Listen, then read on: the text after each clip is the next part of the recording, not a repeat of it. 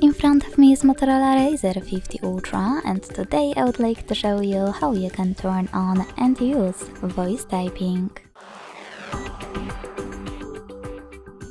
Begin by launching your keyboard and clicking on the microphone icon at the top right corner.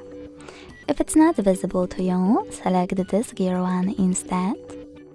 Tap on voice typing and activate it over here. Then go back to your keyboard and tap on no visible microphone. Then start typing. As you can see, voice typing is on. If you want to stop, tap on the same microphone again. Thanks so much for watching. If you enjoyed this video, leave a like, comment and subscribe. Bye!